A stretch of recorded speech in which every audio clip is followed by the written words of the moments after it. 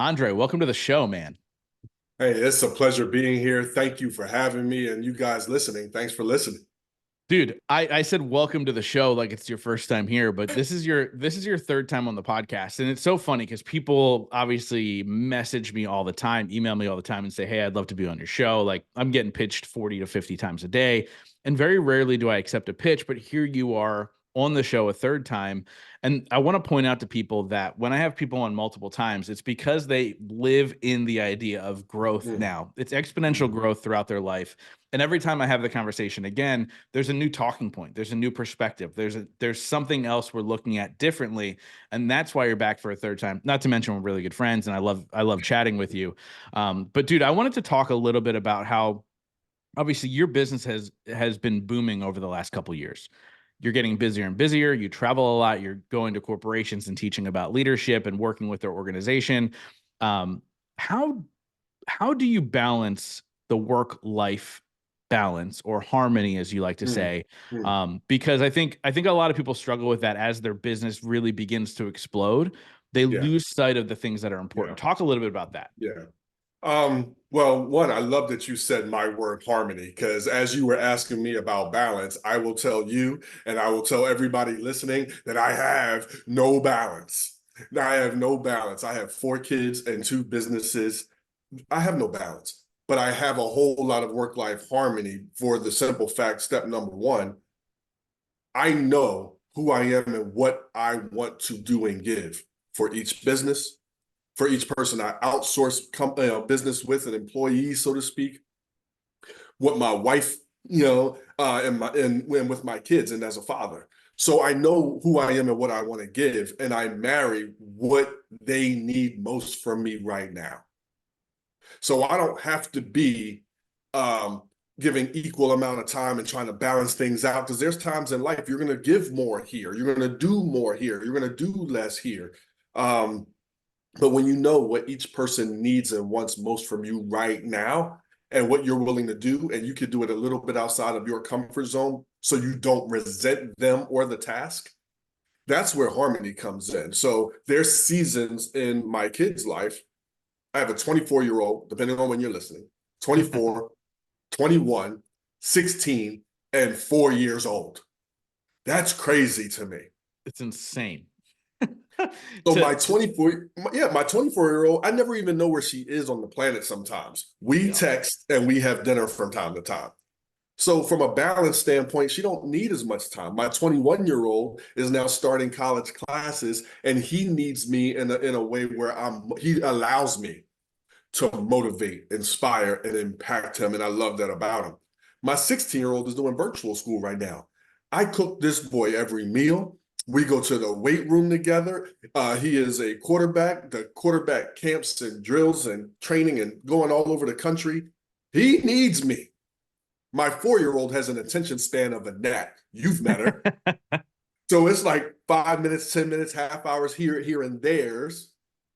And then with business, you made a very good point.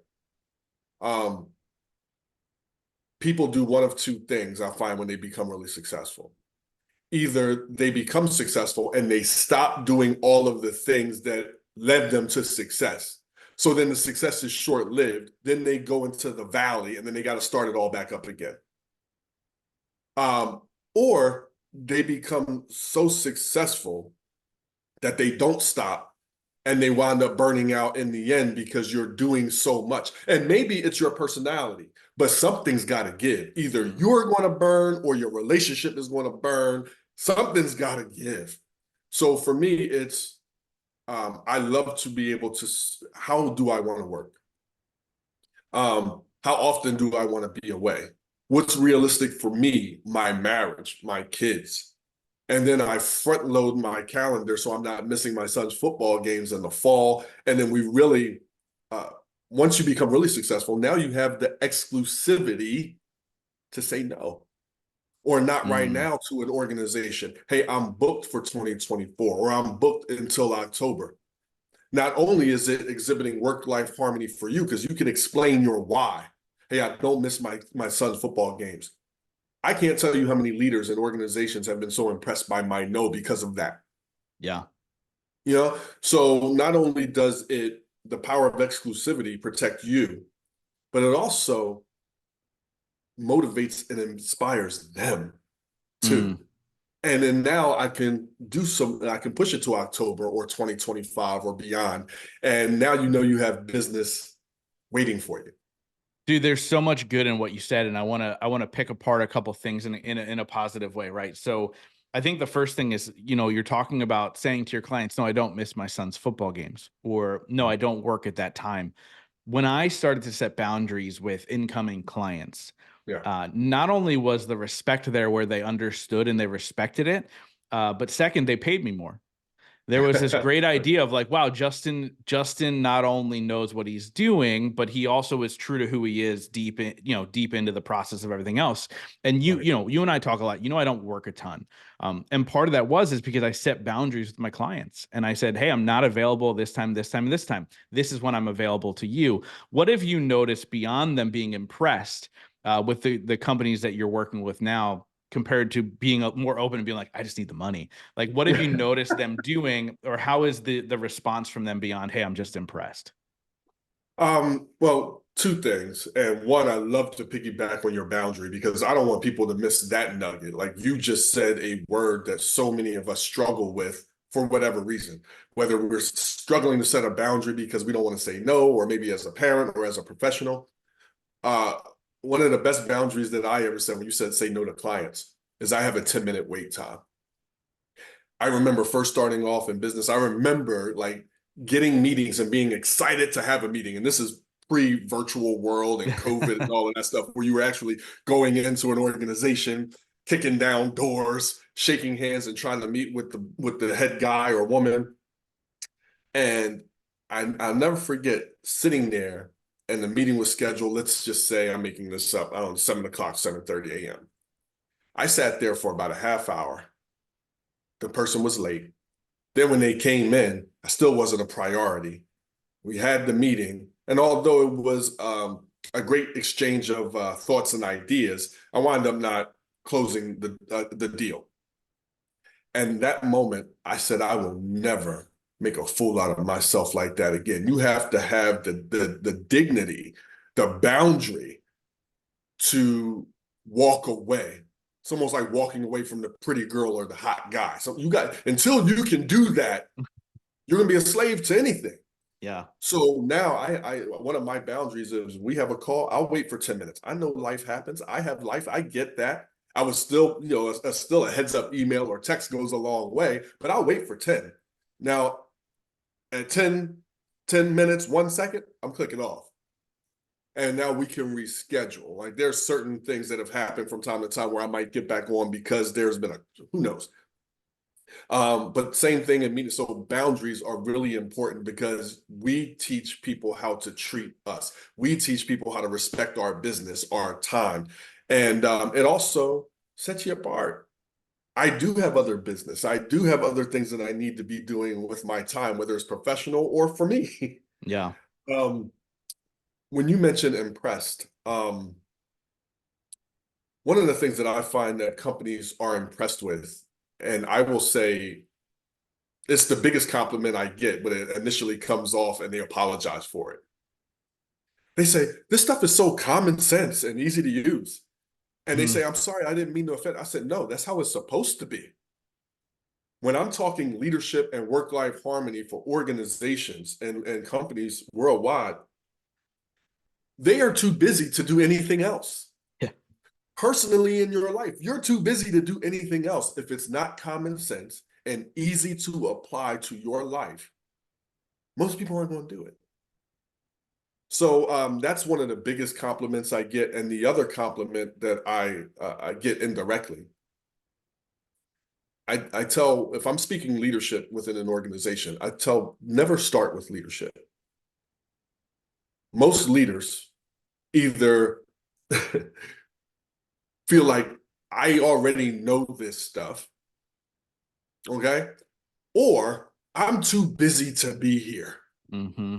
You have a lot of inspired and motivated and busy people, and I could be getting so many other things. So you never start with leadership. You start with work-life harmony because everybody wants to live the life of their dreams, both professionally or personally. And it's a very sad thing that when, a lot of leaders or a lot of people who are good at their job, if you follow them home, their home life may be just the opposite. Hmm. So many people want to know, how do I have work-life harmony? How do I evolve in the different roles that I play outside of work? How do I start to lead? I don't like to say man, how do I lead my time better? How do I create the buffers, especially with virtual and hybrid work where your roles are more smashed together? You can go from CEO to mom or dad or brother and sister, bam, in a heartbeat with no de-escalation drive home. How do we do this? How do we enhance our marriage? How do we enhance our life? Then we start talking about leadership skills. I love that, man. So earlier in the conversation, you talked about resentment. A lot of times when we're the busiest person in the house, when you're the person who is constantly running around, the Mhm. last thing you want to do, even though, yes, you want to, but the last thing you want to do is making sure everybody else is still a touch point. Everybody else is still, hey, I'm pouring into you after an exhausting day at work. Hey, I'm doing this for you. How do you navigate those relationship pieces of making sure they're healthy, pouring into them, and not allowing resentment to creep in when you are that person Mm. who is the busiest person? Wow, that's a great point because I just had that feeling last night running my son around and being the busy person in the house. So whether that's you being a mom, whether it's you being a dad, maybe you don't have kids and it's being a significant other or caring for parents. Every here's a couple things. One, I have found that everybody's busy. Simply may look different. So everybody's their version of busy. So whether you are leading a business, the household, or you're elbow deep in a bag of chips, everybody's their version of busy. So one, I think we have to get over ourselves. And just because somebody else is busy doesn't look like our busy doesn't mean that they're less than or not doing as much, and that we get to let our busy elevate our ego. Okay. So one is respecting what everybody else is doing. Okay, so I can be upset that my son is changing plans and wants me to run him 40 minutes away for a thing, but the boy done been in virtual school all day, doing classes from 7:30 to 5 o'clock at night, has good grades, is lifting and doing all of the things that I ask him to do. He's busy. My wife is an employee and also runs a business, so she's been like everybody's their version of busy. The other thing that I would say is ask people what they need most. A lot of times, and this is important, Justin, and the world, you guys listening, so many of us are running around at Mach speed, being busy at what you want to do, what you care about, instead of what they may need. Mm. For example, look, you're doing something for someone, and you're busy doing it, but they may need a hug. And then you get to argue and have a temper tantrum of, I cooked dinner. And they may respond, I could cook my own dinner. I wasn't even hungry. I could hire somebody to cook dinner. If dinner is so stressing you out, I could hire somebody to drop off food. Like literally, I could do that. We could order out. But you're busy doing what you want to do, and dinner mattered to you. Mm. But that person might want you being busy giving them a hug, asking them about their day, going on a walk with them. So understanding what they need most and not simply what you want to do. And you want a great life, marry the two. So get curious about your people. The third thing that I would say is know what you need. Yes, you're busy, and we will have a professional or personal temper tantrum of look how much I do, that a lot of people aren't even asking you to do. It's in your DNA to do. It's your love language. And even if they have asked and you're doing it, what about you? Mm. Most people aren't telling you that you can't take care of yourself. You can't do that thing. You've put it on the side. They didn't even know that you wanted to do it or pushed it to the side for them. You did it for you. So put you in your calendar. And I literally mean what I said. Put you in your calendar. I am on our podcast today, your podcast today, because you were in my calendar, Justin. I have notifications from it from yesterday, a half hour, 2 hours. Daggone it, I couldn't miss it. Are you in your calendar? Is some downtime outside of the duty of your relationships in your calendar? What about your significant other? Are they in your calendar outside of the duties of the household? Are your kids in your calendar for dates with your kids outside of command statements and telling them what to do? Are your friends in your calendar? We just scheduled for a steak date with a few guys. So manage your calendar. Not only manage, lead your calendar so you don't have to have the temper tantrums of resentment. Yeah, no, and I love the fact that you brought up the steak dinner, because you planned it far enough out that there's no way people can say no, right? Like, we're, a month and a half out to go do that. And it's definitely one of those things where you have to understand your audience when figuring out that calendar, I think, is a huge piece. Now, we're talking a lot about being busy, but there's an Andre quote out there that says, "Stop being busy and start being better." Talk a little bit about, I hope I said it right. I'm the worst quote person of all time. But talk a little bit about where that came from and what you mean by that, because busy is true. Like, there was a reason we just talked about that for 10 minutes. Yeah. So like, busy is true, but what does it mean by stop being busy and start being better? So one, I want to preface it by saying, especially from I'll say from personal and professional, busy is not all negative. Okay. In a company, busy maintains revenue. The busy work of the day keeps things afloat, but it doesn't always yield big wins. Okay. In our relationship, you can be busy in your household, busy doing the things or busy doing the duties of the day, but it doesn't make a great marriage. Being busy as a parent doesn't make you a great parent. It means you're doing the duties. And a lot of people won't remember what you did. They remember how they made you feel. So you want to be busy or you want to be better. And better means that you're connecting with people and meeting their deepest need. So I have a very quick story of busy versus better. Many years ago, I won't say the name of this dentist office. It was one of the worst experiences of my life. I walked in, my wife and I walked in, and I had this tooth pain. And I walked in, and it was the busiest waiting room I've ever seen. It was jam-packed. The nurses, or whatever you call them at the dentist office, are running around at Mach speed. My name gets called. Guys, I go back to the room, sit down in the dentist chair. I can hear a woman crying in pain from the wall next to me. The nurse, she checks my face and says it's going to need an extraction. Suddenly, the dentist comes in and his back is towards me and he's talking to the nurse. He is all about 6'4", 250 pounds, broad back. He turns around and looks at me and says, "Are you ready?" I said, "Ready for what?" He proceeds to jump on my chest, put a forearm on my chest, a shoehorn in my mouth after the Novocaine, of course. I can hear the crunching of my teeth. Eventually, he and then had the nerve to say, "Just go with it." I'm like, what is happening to me? Just go with it. Just go with it. He then rips the tooth out of my mouth, puts it in the nurse's hand, asks me if I wanted it. It is bloody. He leaves the office. The woman is still crying in the office next to me.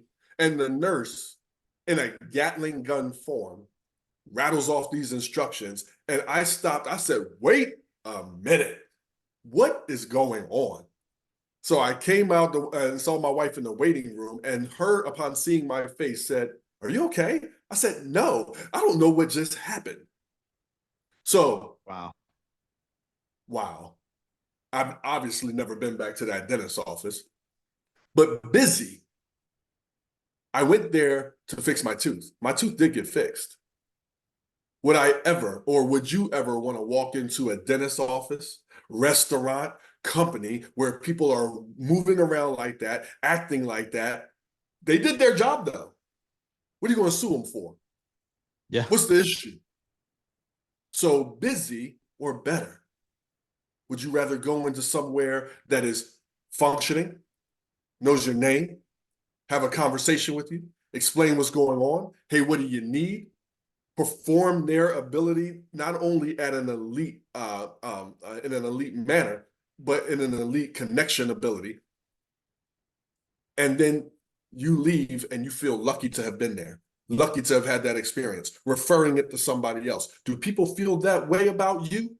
Do people feel that way when they walk into your home, in your business, online with you, on Zoom calls? So busy versus better.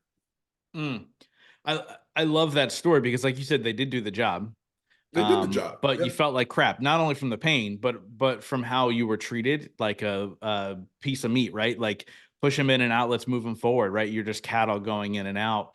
I've never had a cavity, so I don't know what that's like. Oh, dentist just clean my teeth and then I'm out, which is a thank goodness for that, right? But with that being said, man, I often think about, and we have a mutual friend in John Beebe who loves Disney. I often think about Disney World. I often think about rock concerts. I also think I think about these things that create an experience Yeah. through the process, right? And I think Disney's a great example of this because you spend an absolute fortune to go to Disney. I'm taking my dad here next week actually to go to Disney. It cost me $500 for 2 tickets.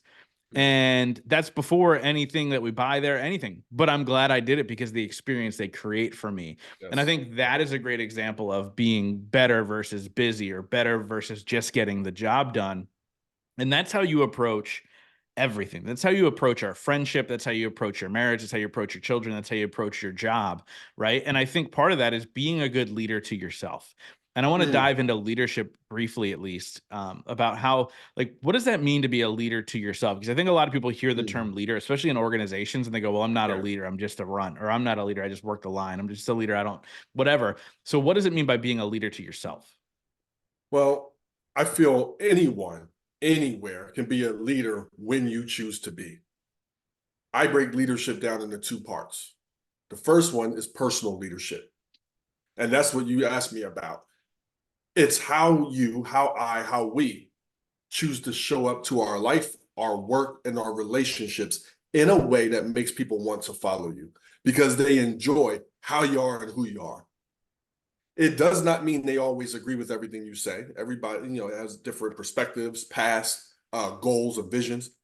It doesn't even mean that they may like you all the time, but they respect how you are and who you are, how you carry yourself, the words we choose to use in our conversations, the words we choose to use in our emails and text, how we are in our relationships and how we speak about whether our life, our significant others, our job. I always talk about good gossip. So here's two things. I tell people I don't really enjoy gossip. However, I encourage everybody to gossip good. Gossip good about your life. Gossip good about your significant other, your kids, your life. And it's amazing what it will do for you, but also what it does for other people because they want to feel that way too. So either they do feel that way and they're attracted to you, or they heard it and they're like, how do I do that? Now they're motivated to do it or asking you how. So 19 years as a mental health therapist in my previous career, I learned that what you think about all day and speak all day impacts how you feel and then what you do, and then the consequences thereafter, either negative or positive. So being a leader means you're going to gossip good, you're going to show up good, you're going to be willing to do your best and willing to be your best. Now, that does not mean that we are not human. So as a human, as a leader, leaders vent better than everybody else. When it's time to vent, your venting needs to be people limited. Everybody can't hear your story because that means everybody you come in contact with, you're going to tell it to. And then again, what you talk about impacts how you feel and what you do and then the consequences. So who are your people? Who's your people or your person that you're going to go to vent to? Then is it time limited? And then is it purposeful as in what you're going to do, not what you need them to do? If you need them to be better for you to be better, that's not leadership. You go be great. And if the situation, professionally or personally, gets better, pat yourself on the back for being a part of the solution. Good for you. If it doesn't, personally, professionally, relationally, you now can be in peace that you did all that you could. So either you're going to leave or they're going to get a new version of you, but you're okay with it. Mm. So from a leadership standpoint, personal leadership. Now, the other part of leadership is the daily leadership skills it takes to effectively lead a team. And whether that's at work, whether that's in a home, whether that's in a volunteer organization, as an entrepreneur, maybe with the people you outsource with, how do you lead? And there's so many different things that go into that. Dude, and I love your approach to it, right? The understanding that so many people want everybody else to be good before they're good. And that's just not how we need to operate, even from the standpoint of like, okay, cool. If I don't need you to act better, if I'm acting better, then my life is going to be better, right? Like just that simple switch of like, I'm not going to allow somebody else's actions to dictate how I react, to dictate my actions for the day. And how often do you see, man, like people, allowing all of that outside noise to affect them? I know I'm guilty of it sometimes, like definitely not perfect. Like how often are you seeing that? And what are some things people can do to kind of put in safe holds, I guess, to say, okay, I'm not going to allow that to trigger me? Well, it's tough because we are all human. We're all human. So when you can do it more than you don't, that's a win. Yeah. Nobody's asking anyone to do anything perfectly. Okay. Uh, you can do it more than you don't. That's a huge win. So what is the mainstay is what's your vision? So professionally, what's your vision? What do you want? Um, and then I'm going to get into it a little bit more. Personally, what do you want? In your marriage, what do you want? As a parent, what do you want? So for me, I do my vision professionally. This isn't the joke. I'll share the joke in a second. Um, Professionally, I want to be the best in the world in my space in leadership and work-life harmony with ideas I create in the company that I run and making an impact for leaders, employees, and teams. That's my vision. My vision for my marriage. I want to be that 80-year-old couple shuffling down the grocery store, shuffling and squeezing my wife's backside as we go. And people be like, "Oh no, you mean hold her hand?" I said, "No, I heard what I said. I said what I said. If I can shuffle and squeeze at 80, daggone it, things have been good." Okay? So, and as a dad, I want to be somebody that can um, be there for my kids, love them through no matter what, and I want to be able to fund most dreams and fix most problems that they can't. That's what I want to do. All of that sounds cute, but without the vision factors, the 3 to 5 things in each category. So for me to um, professionally, the 3 things I know I need to do is I need to create great content, online programs, books, training sessions. I need to network appropriately. I'm not for everyone and everyone's not for me. Who are my people and how do they want to consume or purchase what I have to give? That marriage. And then I need to create passive income. Can't get wealthy without passive income. So how do I do that in my lane? For me to shuffle and squeeze at 80, I need to know my wife's love language. I need to appreciate verbally the things that she does that I don't care about. She likes doing handy stuff. I hate handy stuff. So instead of helping her, I encourage her, support her, tell her it's great. And I need to be a great father to our 4-year-old. I do these 3 things. I shuffle and squeeze at 80. Your 3 things may be different from my 3 things. So the point is, regardless of my feelings, because feelings can lie. You had a feeling, so what? Okay, you had it. Realize it, consume it. Now what? You do your vision factors. You do your vision factors when you want to, when you don't want to, when you feel like they don't bully word deserve it. You do your vision factors. And it's so simple and common sense and easy to apply. Now, our emotions and our feelings may get in the way of it being easy to apply, but doing it is not hard. Do it consistently when you don't feel like it. And most people who are not leader mindset, they'll do what they feel. Mm. Well, jail is full of that. Yeah. Yeah. Miserable lives are full of that. Dude, I love that approach, man, for sure. And you talked about being 80, right? The shuffle and squeeze at 80. So I want to ask you a question that I've been asking. I don't know if I asked you this the first time you were on the podcast. Obviously, well, look, that was years ago. I think this will probably be episode 508. I think the first time you were on, you're like episode 68 to kind of put that in context, right? Which is wild to think about. But I used to ask a question. I'm now slowly bringing it back from time to time. But that question is, at the end of your life, if you could only be remembered for one sentence, what would you like that sentence to be?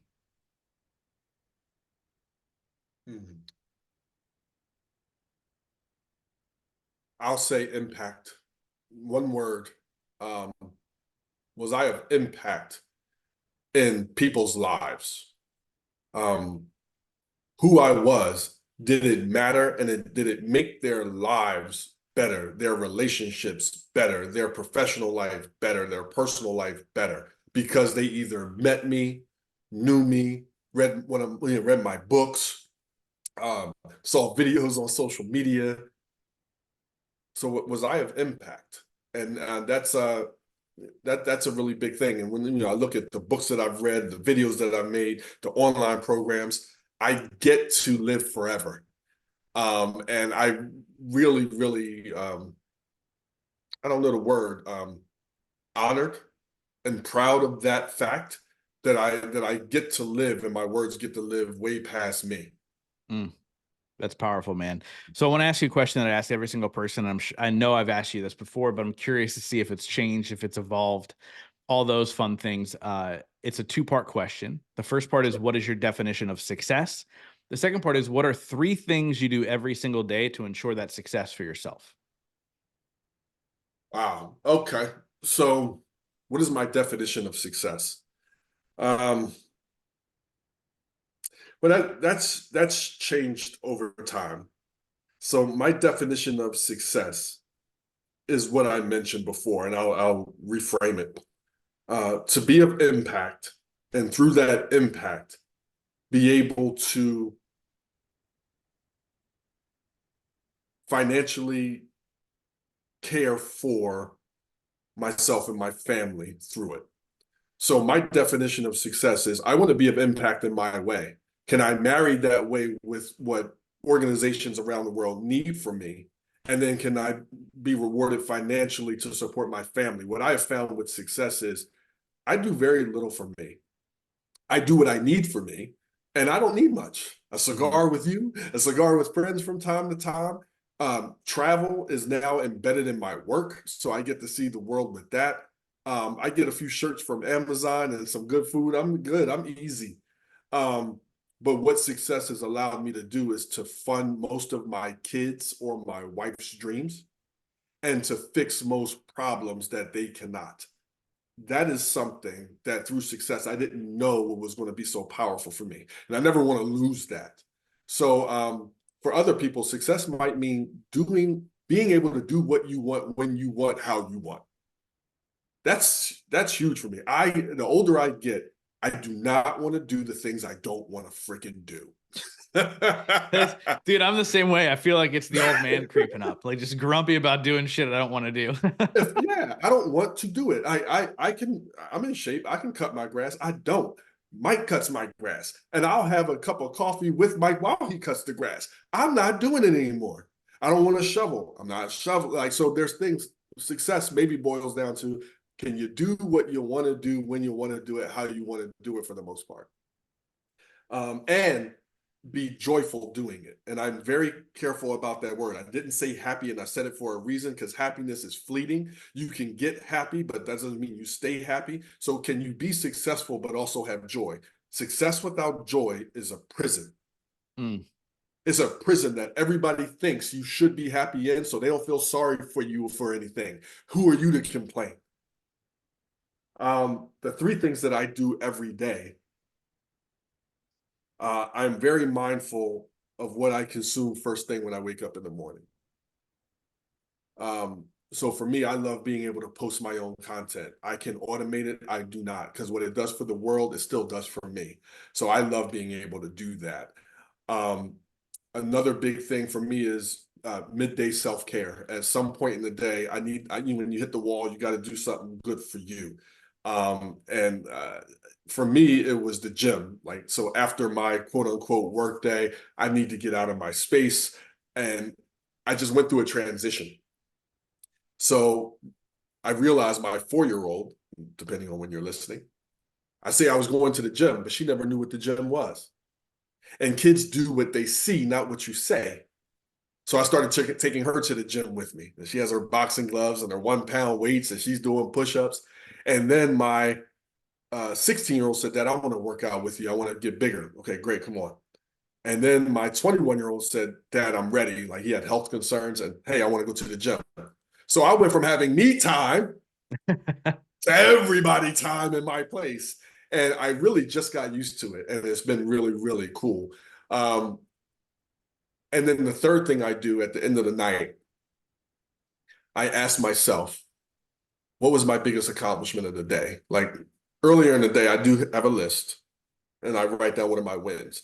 My busy is about 15 to 20 things, but I never have 15 to 20 wins.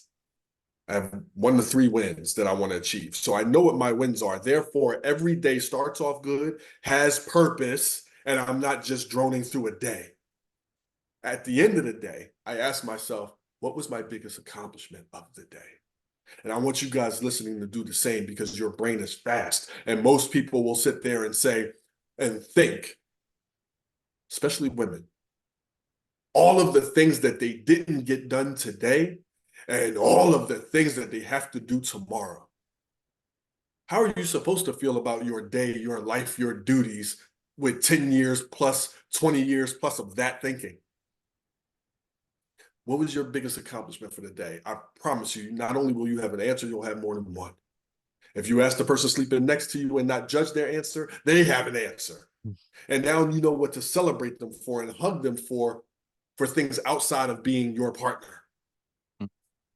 And Yeah. having an answer, you start winning, and then winning becomes addictive, and nobody wants to not win. And even if you do that 5 days a week, I don't do it on the weekend, but that's roughly 300 wins a year.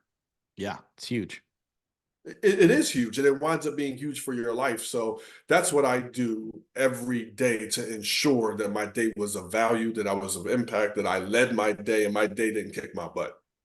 I love it, man. I love it. So I wrap up every single interview with the same question. But before we get there, how do people get a hold of you? Where do they get your books? I know you have an online thing going on with an online course. What's all the good stuff? The easiest way to go is youevolvingnow.com. It's YOU, evolvingnow.com. The books are there. The online leadership training program is there. My services, if you want to connect, because I want to Zoom with you, if you want to Zoom with me. I love chatting with people. And if we can do something and I can know a value that your organization needs, fantastic. If not, it winds up being a great conversation. The books are there as well. Amazon. And, I'm on Amazon as well. So 7 Ways to Lead for Leadership and the Leader's Toolbox. And Justin, I got another one coming out that I'm releasing to Morgan James Publishing this summer. So very excited about that. Love it, man. Yeah. Shout out to Morgan James Publishing, who's been a great supporter of me and my events and everything else in between. And, look, if you're an entrepreneur, one of the best publishing companies to be able to publish your book through. Shout out to Karen Anderson. Yes. You're a Go, legend. Karen. You are I love it. amazing. I love it, man. So, Andre, I wrap up every single interview with the same question. And that is, in your life, what has been your biggest moment of growth? My biggest moment of growth was going through a divorce. So going through a divorce, I used to say that I was a great father. And I realized you can't be a great father if you're not being a great husband. The biggest gift you could give your kids is loving your partner. And I was a boy in a man's body many years ago. And through the divorce, afterwards, I looked at myself and I got very serious. And I said, what did I do great? What did I do good? And where did I suck? What do I need to improve? And I chose to keep my eyes wide open going through that hardest time of my life, financially, emotionally, rebuilding myself. And it really put me on a path of intentional growth and evolution. And that was a really, really significant time in my life. And I encourage anybody that's going through either that or some hardship, keep your eyes wide open. What are what are you responsible for? There's a lot of crappy things that happen to us. What can we accept responsibility for, take accountability for, and change within you without needing somebody else to change? And then you'll start attracting. As you become, you're going to start attracting the right people and opportunities to you. Because it's not about chasing it, it's about becoming it. Become it, and then you'll start to receive it. I love it, man. Andre, one thing you do really, really well is you don't ever play the victim. And I think when we navigate life and we kind of look back at what we've done, what we've accomplished, the most successful people, however you define success, the most successful people are the people who do not play the victim, who do not point fingers, who do not push blame, who go, what could I have done better? I think that's one of the greatest questions we can ask ourselves. I think that I have a healthy relationship now because after bad relationships, I finally went, what am I doing wrong? Right. Right. I The got common out of that. denominator at some point, right? Yeah, I am and that's what every time somebody complains, I can't find the right person, whether it be man or woman. Like, I'm like, what's wrong with you? Like, what can you change in order to find that right person? And that's what you do really well, man. So continue to teach the world to lead, continue to teach the world to be better, and not be busy, and to create the best life, man. Thank you so much for being my friend. This conversation was great, dude. Thank you. It's a pleasure. I appreciate it. Thank you guys. And anytime, Justin, you're the man.